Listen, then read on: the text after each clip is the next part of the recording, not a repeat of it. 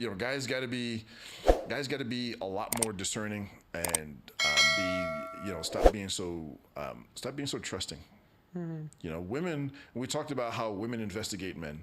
It is miles ahead of what most men do. Women, if they want to marry you, I'm not talking about the guy they just want to hump. Right. That's different. They're not going to look into that guy at all. They just feel what they feel and they're going to act on it. That's different. That's more primal, right? If she wants to marry you, I can almost guarantee you she does not have that primal desire for you. All right, that's just how it works. You know what I mean? No, don't get upset about it. But they will vet their past. They will try to find past girlfriends and interview them. Like they'll contact them. We talked about some of these apps where they share information. They'll research your phone number, reverse image searching. They'll look for anything they can to vet you and see what type of person you are. That's before they really get to know you. Then they'll study you. If they want to marry you or be long-term relationship, they'll study everything you do so they know your personality and your behavior, excuse me, inside and out. And so, guys that are marrying women that are adult film people, I think that's a tiny percentage of men. Right. That's not okay. Do most men want to hook up with a porn star? Yeah, of course. I know, but do you know what's been crazy to watch?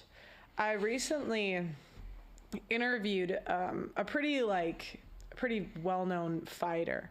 And there was someone else at the place I was interviewing that I asked him, would you accept a woman with an OnlyFans? And it's been amazing how in the last 5 years, how normal it is for men to accept it as long as they don't smash on camera. I know it's it's almost disheartening, and I'm watching men that have other options. I'm like, why are you accepting that? Because there's less stigma. Yeah. Because it happens so much. Yeah. Look at COVID. How many women got on OnlyFans during the COVID stuff? Yeah. Hundreds of thousands. Right. And now, okay, the vast majority of them didn't make a dime on OnlyFans. No, the average is $250. Yeah, it's nothing. Yeah, the average, they don't make anything. Can you imagine you putting your most prized possession on the internet and making $250 a month? And then so you look at it from this standpoint. If you're a guy, you marry a woman. Right. Everyone's seen her private parts. That's supposed to be something special. Now you're not getting a virgin. We already talked about that. Yeah. But do you want everybody to have seen it? Yeah. It's do you know what the challenge is though? I think sometimes the girls can kind of wipe it decently clean where it's not easily accessible. You can still find traces of it. Yeah, but normal people aren't going to look that hard. Yeah. You know what I mean? Yeah. You know what I mean? Yeah. So and we talked about you'll find it, right? Yeah. And I've actually, I told you one I found recently where she actually did scrub it, but I found it. I didn't find all the content, but I found the page and I found the what they call the thumbnail or a screenshot or whatever it is from her page, and this was a woman who had previously denied to my client that she had any sort of OnlyFans. And then we talked about some of her associations. She was hanging out with a bunch of scumbags. Right. Like her friends are dirtbags. There's no way to put it. She hangs out with a bunch of dirtbags. And these are guys. I know a lot of shady characters. I wouldn't hang out with these guys. And so he wound up disqualifying her because this is a very guys that tend to. From what I've seen, tend to stay married longer and have more successful marriages are guys that tend to vet women the same way women vet men. Women will look at things sometimes, unfortunately, okay, how much can I get from this guy when I pull the ripcord on our marriage and send him plummeting earthward to the finely polished floors of the family court and go splat? How much can I get out of this? But men are not looking like that. I know a guy who married a woman just because she had huge boobs, huge natural boobs, and he was shocked. Right. When she wound up, she thought her vajayjay was so good that everybody should have some. And he was surprised. It's like, dude. A really hot woman blinds a man. Yeah, but here's the thing. Sometimes I'm like, do you not notice she's a terrible person? But the reason some really good-looking women wind up being such awful human beings is because no one ever tells them to go kick rocks. Right. you know, and if guys would stop putting up with bad behavior more, you know, these behavior patterns wouldn't just get like, okay, women who are really violent when they get older. That's a woman that as a young girl and a young lady and teenager or whatever else, she was never stopped and checked. And so, you know, you see some of these videos where they're just doing awful things, and it's like, you know, no guy ever just punched him. But if you do punch him, then you're the bad guy. You know, if she hits you, you just got to take it. But if you hit her back, now you're an evildoer. And I hate to say it, but at the early ages, somebody needs to punch him in the face. You know, as men, we grow up understanding that if I mess with a bigger, stronger opponent, odds are I'm going to get flattened. So you don't mess with a bigger, stronger opponent. Women never really, most don't learn that lesson from an early age. On the opposite, you know, guys are told not to hit them back, and women know that most guys aren't going to hit them back, so they get emboldened. And you know, so, you know, I remember talking to somebody, well, you know, what would you say to guys? I said, you know what, dude? I said, technically, you're supposed to be able to defend yourself. However, if you defend yourself against a woman who's attacking you, odds are you're going to go to jail. That's the truth. And so the best thing you can do as a guy is get the hell out of there. Don't stay in that relationship. You got to get out of it. I know guys now that are frightened of their wives, not because physically they can't overcome them. They can't overcome them. He's got to sleep though. He doesn't know what she'll do. But not just that. If he does do something, all she has to do is call the police and say he did this. His life is over. Right. You know, so that's what they're really frightened of. You know what I mean? And I see it. I see a lot of it. And you know, I remember I was out one day, and I was shadowing somebody, and you know, some woman started getting really belligerent with me, and I just told her, I said, look, if you think I'm one of these dudes that won't punch you in the face in front of everybody, I said, go ahead, try me, see what happens. Try, see what happens. I said, I'm confident that I could beat you up and your friends. I said, go right ahead. Naturally, I'm not going to go around punching women in the face, but I just wanted her out of my space. But some women can get so, I'm not saying all, I'm talking about just a certain percentage of them, can get so obnoxious because they've never had that discipline instilled in them. You know, their dads will protect them, their brothers will protect them. That's replaced by police and the courts and everything else. And so they feel like they're untouchable until they run into that guy who doesn't care about that. And that's the guy they usually wind up sleeping with. And dating for years, talking about what a horrible abusive person he was, and they dated him for 10 years. What % of women under 30 do you think have... Actually, let's say what % of women between 18 to 25 right now do you think have done some sort of sex work? I'd say probably 50%. Really? That high? Yeah. And so, look, and we talked about this. Just and my own how category. Attractive? What's like the minimum floor? Because, I mean, half of them are going to be fat. Can they still? You know, here's the thing. There is a market for obese women. Okay. There are some guys who like obese women. Mm-hmm. You know, I would say the floor would probably be a 5, but when they put on makeup, they're going to be a 6, maybe a 7, 6.5. And so especially adjustable. young, the makeup looks like exactly. It looks magical. Yeah. You know, at that stage, you know, but there's all types, but you know, there's different types of sex work. You know, just my own categories. I've got 2 main categories: hard sex work and soft sex work. Right. So soft sex work has more categories to it. Hard sex work is they're on the streets, doing the host role on the trail, the track, whatever you want to call it. Every city, every major city has one. Even smaller cities have one where they walk up and down the street, right? The street walkers. Then you've got the women that are on the escort sites, you know, similar to the old Backpage. And the funny thing is, Backpage wasn't even a major player when it came to that sort of work, the sex work. You know, they're actually minor, but everybody heard about them. There's so many more. There's dozens of them. Snapchat nowadays? Snapchat is a big way they market. Instagram is more on the soft side. And so the soft sex work goes in different categories. You've got the from Instagram, you know, the IG. You know, I showed you that screenshot of that investigation. A young lady sent me her price list on over IG instant message. Then you've got your sugar baby sites. Sugar babies are sex workers. they are sex workers, but they've got plausible deniability because somehow it's legal. So you got sex work, but it's a subscription. You pay a monthly or weekly fee for a certain amount of visits. And supposedly these visits are only for dinner and companionship. We play frisbee and go play golf and whatever.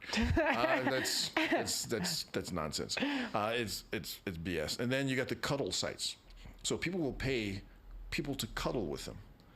They'll pay a professional cuddler to lay down with them in bed or on the couch and cuddle.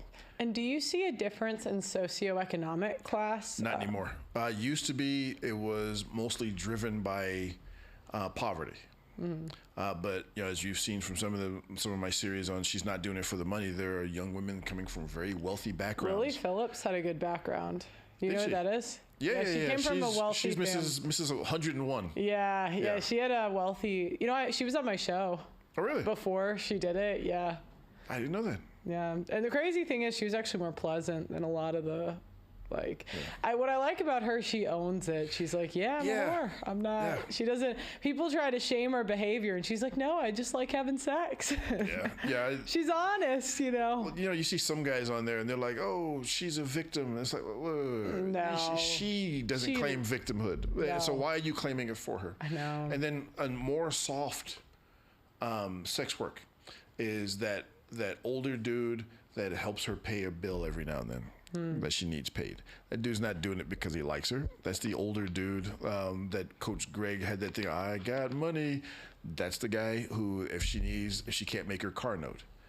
I know a guy who runs he owns property, and most of his tenants are college students.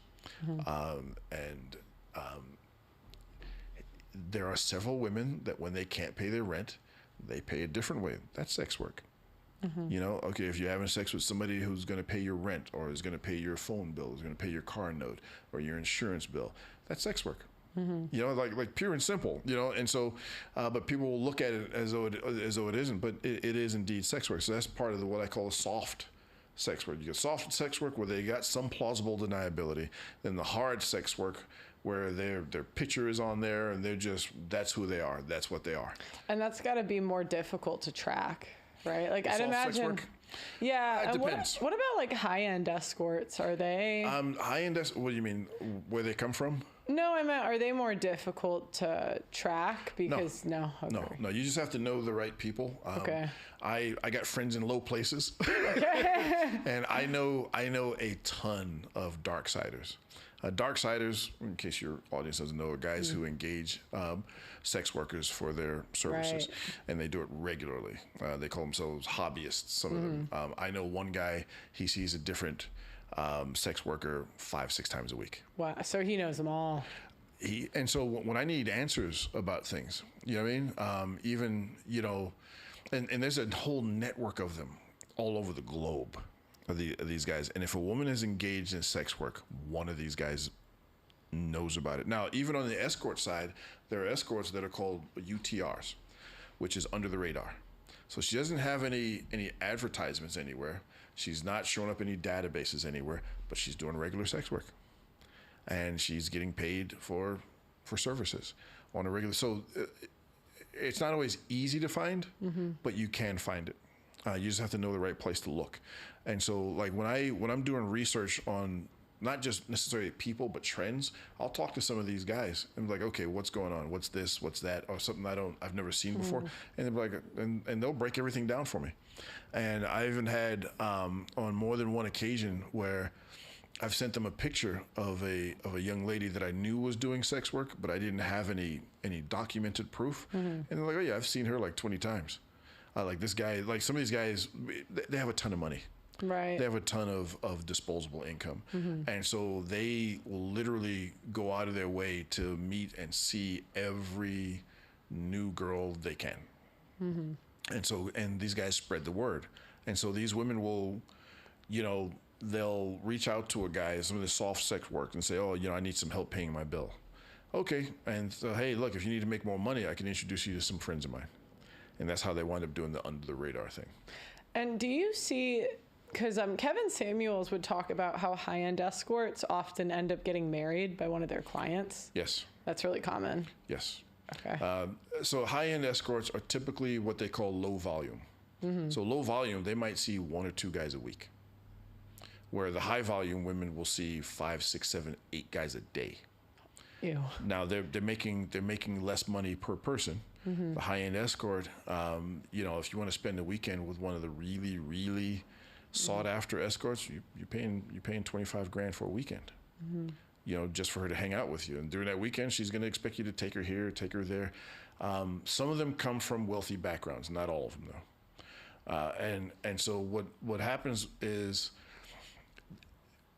and we talked about this again, people are going to get angry about this, but sex workers understand the male psyche better than most modern I'd say wives. married wives do. Yeah. You know, wives understand their husbands from the standpoint of how they can, you know, if they can spot lies or this, that, the other. They don't understand how to make their husbands happy. Because we talked about it before, they see it as degrading to want to make their, what do they call them, pick-me's and all the rest of this nonsense. Yeah. Okay, so making your husband happy is somehow that's somehow bad, but you want your husband to make you happy, but you don't want to return the favor. And so, and again, and we talked about a case I worked on recently. I wound up interviewing like 40, like a little bit over 40 escorts on a human trafficking case I had to work on. And so I had to track them down, contact them, and actually interview them. And a bunch of them will say that they've actually saved marriages because they're providing something that the guy's wife is not providing anymore, which is physical, gratifying physical contact. You know, just doing that one thing on a regular basis would make more marriages pleasant. But there are so many women that have been taught to utilize sex like a cudgel to beat their husbands over the head with, withholding it. You know, oh, you do this, you do that, then I might give you some. Okay, so now you're working on a might. I married this woman, I might get some, versus I pay $150, $200, $300 and I get a sure thing. Or some of these women with their dating requirements. Oh, well, you have to take me here, you have to pay for my babysitter. You know, first of all, look, if you're too broke to pay for your own babysitter, you shouldn't be going on dates. Pay for your own babysitter. Sorry, sorry. Not really sorry. Just stop making demands like that because they're ridiculous.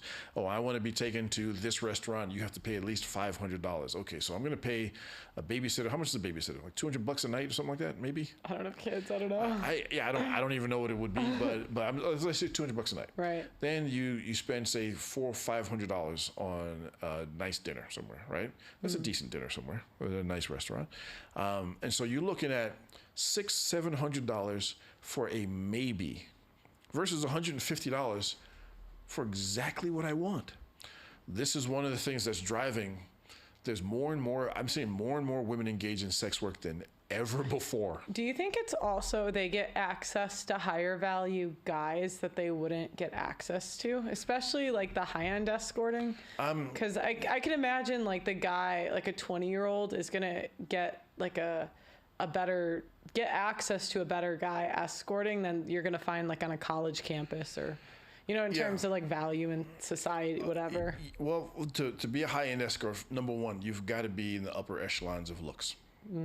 But also too, your body has to be in really good shape. So you have to have much more discipline in general, right? Because these guys that I know guys that use really expensive escorts, and like these women are 9s and 10s, you know, like they're knockouts in every facet, man. You know what I mean?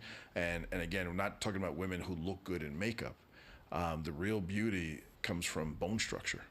And so these women are born at the upper end of things. Then when they put on makeup, they're out of this world. And so these are the women that are getting the really discerning guys. Now, having said that, there is a new breed of recently or newly wealthy guys that don't understand their value, the tech bros. And I've actually done some work for some of the tech bros. Yeah. And like the crypto guys. Yeah. The crypto guys are big targets. They're huge targets. Yeah. And so, even streamers too, like young. I mean, I see that a lot in my industry. That's why I was telling you that the one girl, the Amaranth, her husband came on my show the other day, and I was telling her, like, not her directly, but I knew she was watching, so I was like, if this doesn't work out, streamers are your future, because those are the only ones that are going to date you. Yeah.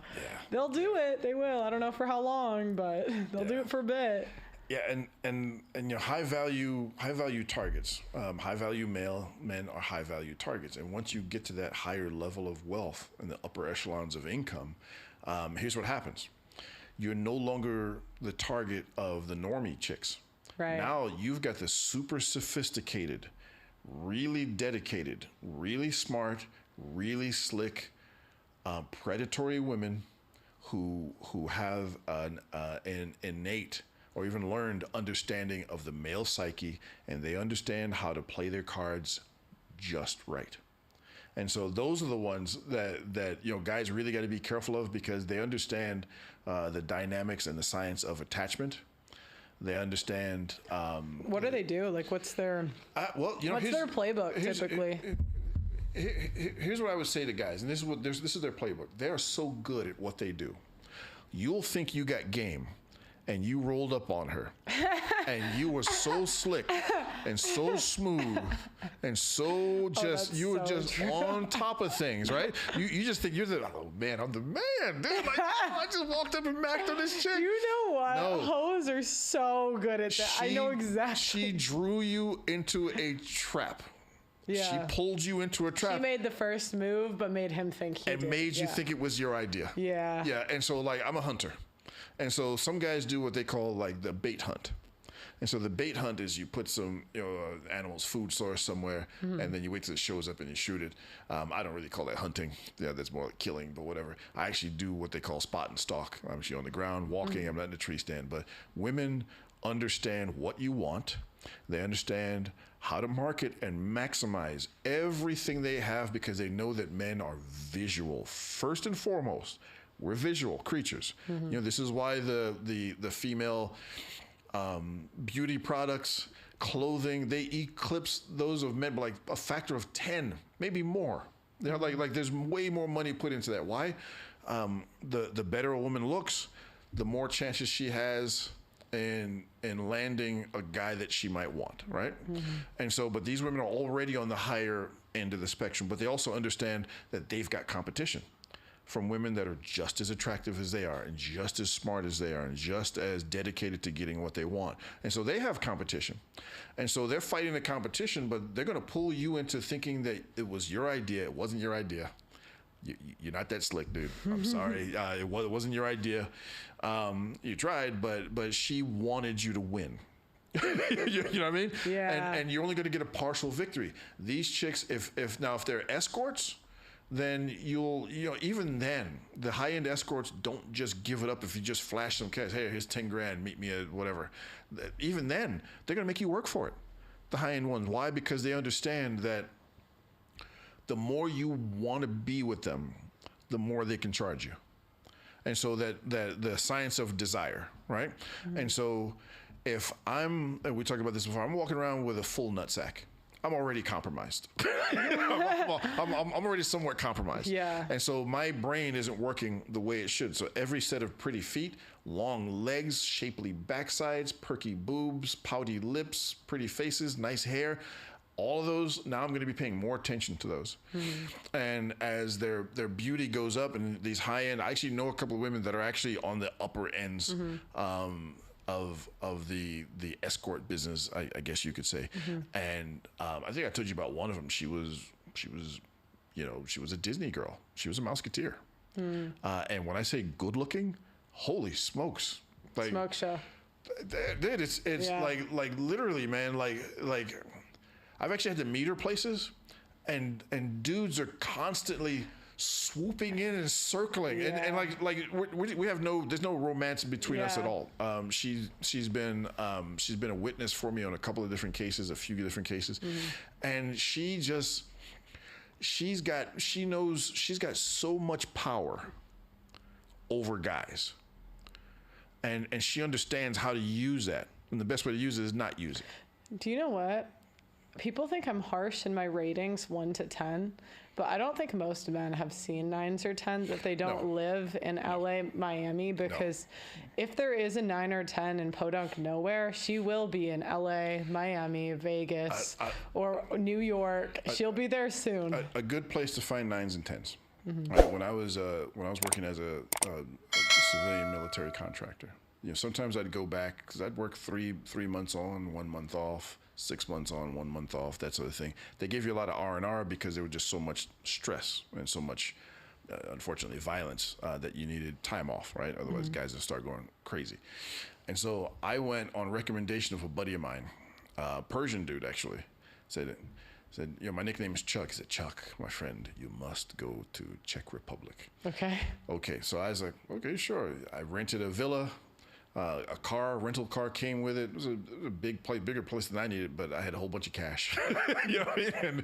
And you're working in violent areas, you spend a lot of money, just because you don't know if you don't know your next deployment or your next job is going to be the last, right? So I never saw a 10 here would be a 6 or a 7 over there. And I'm not even exaggerating. There's some of the, and again, everything's subjective, right? But there's some of the most beautiful women on the face of the earth within the Czech Republic. Czech Republic. Is there money there? Some. I found at least in America, it's like wherever the money is, the beauty follows. Well, that's where they're going to be. Yeah. Yeah. Like LA, I lived in LA for a while, right. for a very long time. Some beautiful women in LA, like stunning. But the Czech Republic, they were all natural beauties. Right. And I did not meet an obese woman the whole time I was in Czech Republic. Not saying anything wrong with being obese. If that's, some guys like big women. I like slim, athletically built women. I don't like big women. I just never have. But I never met one that was obese or what they call thick. Yeah. There were no thick women there, and they were just absolutely beautiful. So I went back there like 5 times. Do you think that plastic surgery works? I think for the short term it might work, but I think it all depends on what you like. I like natural beauty.